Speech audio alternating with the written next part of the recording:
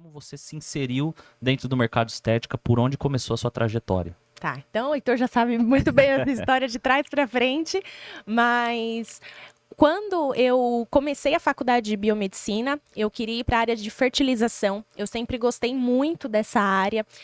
Eu tive uma experiência dentro da família mesmo, no qual uma pessoa da família passou pelo processo da fertilização, teve filhos, e eu achei aquilo um máximo, achei aquilo incrível e eu queria trabalhar com aquilo.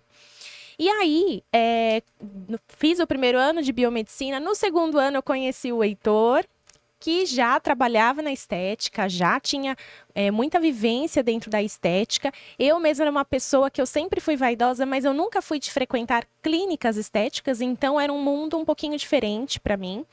E aí eu comecei a entrar pouco a pouco, junto com o Heitor, junto com a Raquel, a mãe dele, e eu comecei a me apaixonar pela área. E até então a biomedicina estética era pouquíssimo falada, né, Heitor? É verdade. Tanto é que a biomedicina estética era tão pouco falado que eu entrei na fisioterapia por conta que foi até por uma influência da minha mãe, você lembra disso? Sim. Porque eu já trabalhava com estética e ela falava, poxa, filho, ó, faz a fisioterapia, né?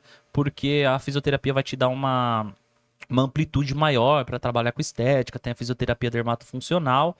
Porque se eu tivesse a real noção, esses dias eu tava até batendo um papo com uma amiga, a Inayan, inclusive, ela falou assim, Heitor, olha, se eu fosse naquela época, se você soubesse, você tinha trocado o curso por biomedicina, né? Sim. Mas eu não me arrependo de jeito nenhum. Mas era pouco falado, Sim. né? Essa questão aí. E na época não existia estética na grade de biomedicina. Então realmente não se ouvia falar. Biomedicina era focada em análises clínicas, patologia, fertilização, perícia, enfim. Estética, ninguém ouvia falar. E aí, quando eu me apaixonei pela estética, eu lembro que eu falei assim, poxa, mas eu não quero largar a biomedicina, eu estou gostando da biomedicina. E agora, o que eu faço? E aí, não sei, acho que foi uma luz ali, Deus, que eu falei, deixa eu ver como que eu posso trabalhar com a estética dentro da biomedicina? E ali eu achei a biomedicina estética. Hoje é algo tão óbvio, mas na época não era. E aí eu falei, nossa, que legal. Então eu posso continuar minha faculdade, até porque eu já estava no segundo ano, estava gostando daquilo. Falei, então vou continuar a faculdade. E assim eu já fui no decorrer da faculdade, me aprimorando, me especializando e na parte básica da estética, para realmente ter noção antes de fato poder atuar com os injetáveis. Até porque, para você trabalhar com a biomedicina estética, a parte de injetáveis, você precisa de uma ou de outra coisa, de duas uma. Ou fazer a pós-graduação em biomedicina estética, que foi o que eu fiz, ou então, quando você entra ali na fase de estágios da faculdade, você fazer um estágio em estética. E aí você sai com o que eles chamam de habilitação. No meu caso, no último ano de estética, no último ano da biomedicina, eu não tinha tempo de trabalhar o meu emprego habitual, fazer a faculdade, fazer o estágio obrigatório e mais um segundo estágio em estética. Então eu falei, bom, não tenho como fazer essas 4 coisas, não cabe no dia, não teria essa carga horária no dia. E aí foi quando eu falei, não, tudo bem, eu vou fazer então a pós-graduação.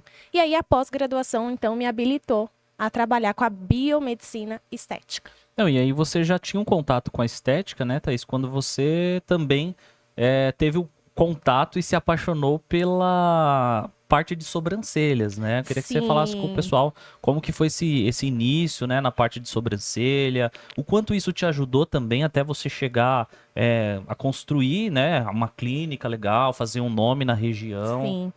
E isso foi muito interessante porque eu comecei mesmo a estética com a parte de sobrancelhas. Até mesmo eu lembro que foi a Raquel, minha sogra, que ficou: Nora, faz sobrancelha, aqui as pessoas pedem e não tem ninguém da minha confiança para indicar. E eu ficava, ai meu Deus, sobrancelha, gente? Como assim? Eu não fazia a minha sobrancelha.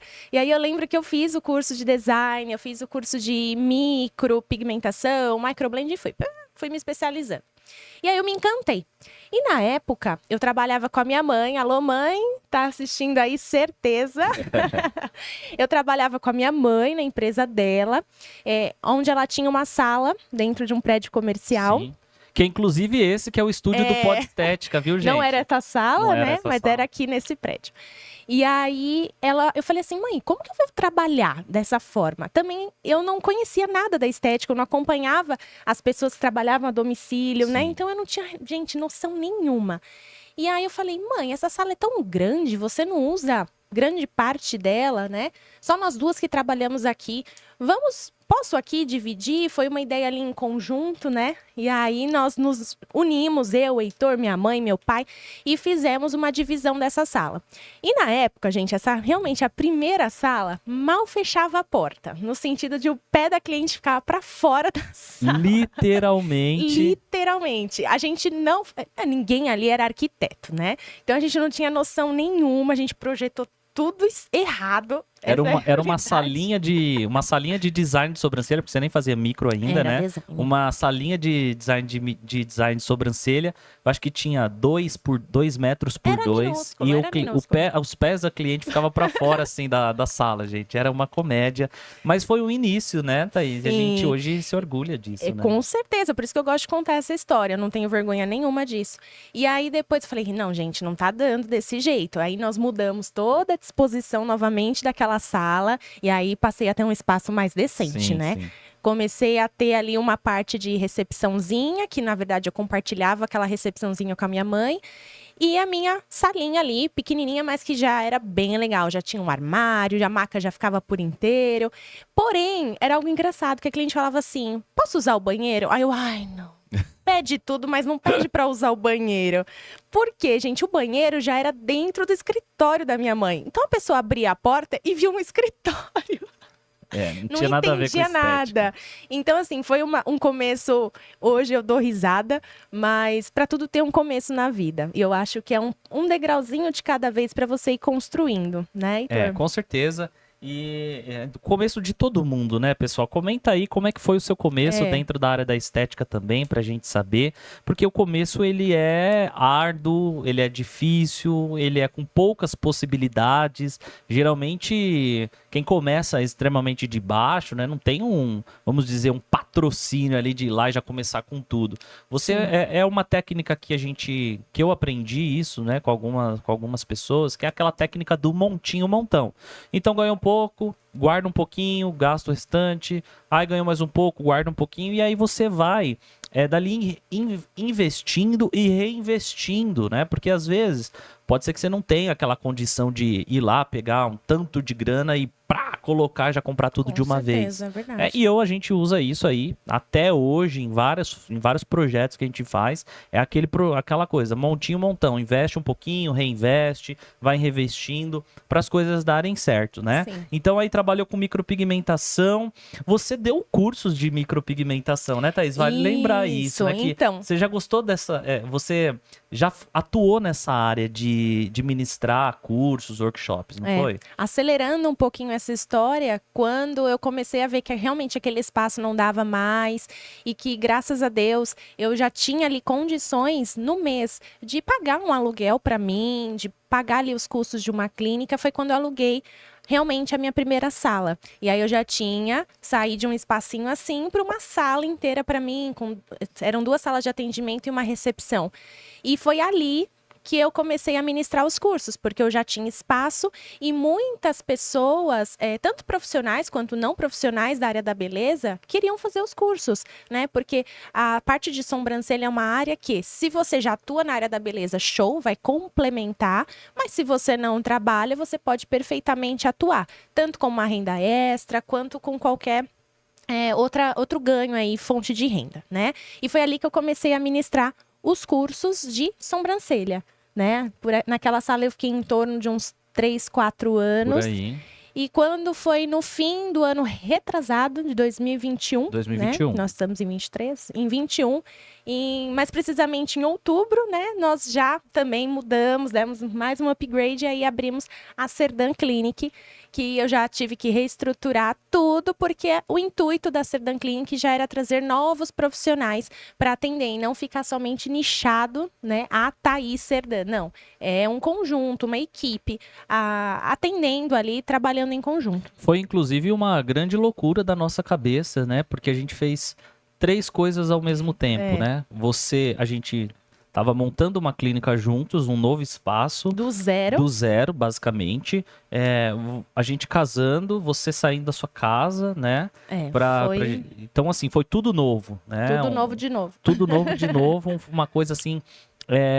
Muito desafiadora para nós. Eu lembro que a gente enquanto a gente estava de lua de mel, tinha pedreiro, né, na clínica. A gente tendo que escolher torneira no meio da lua de mel. Mas assim, esse é o nosso jeito, gente. Esse é o nosso jeito de E trabalhar. eu acho que nós temos que ser ousados e ter pé no chão. Claro, a gente tem que saber o que está dentro ali das nossas condições, se aquilo está no nosso alcance, mas a gente tem que ser ousado também. Por quê? Eu estava cômoda.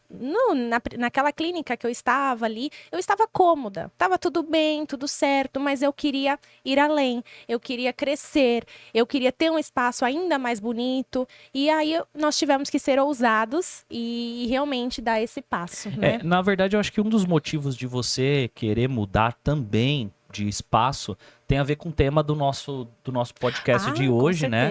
Que você já tinha feito a pós, você já tinha começado a fazer outros cursos de especialização na área da harmonização facial. Não que a sua sala não era bonita, era sim bonita. O prédio, né? A gente tá nesse prédio ainda até hoje aqui. Hoje o podcast é nesse prédio. Tudo começou nesse prédio. Tudo começou nesse prédio. É um prédio um pouquinho mais antigo, é legal, bem localizado. Porém, esse mundo da harmonização facial, ele é um pouco tanto quanto glamouroso, né, Thaís? Sim, e assim, hoje eu posso falar, né? Eu batia muito de frente por uma falta de um ar-condicionado na sala, porque o prédio não aceitava. Algumas questões de biossegurança, eu sou chata para limpeza, chata para organização, então aquilo me incomodava. Então, quando a gente foi para a Cerdan Clinic, tudo isso eu quis estruturar também, para realmente ficar tudo dentro daquilo que realmente é necessário e, claro, trazer essa sensação de mais aconchego ainda para o paciente. Porque o paciente que busca uma harmonização facial num lugar bom, né, da forma que eu, Thaís, trabalho e quero continuar trabalhando, ele não vai buscar um fundo de quintal. Modo de dizer, tá? Então, ele já vai buscar, claro, uma clínica conceituada ou uma clínica mais estruturada, né? Então, eu acho que é uma soma de fatores. Tem a questão da persona, que eu posso ter a melhor clínica do mundo. Se eu não for um bom profissional, nada vale. É verdade. Né? E tem a questão clínica também, porque quem não gosta de entrar num lugar bonito, né, gente? Com certeza, ainda mais quando a gente, não que as outras partes da área da estética, né, falando de pele em si, não precisam dessa atenção. Ah.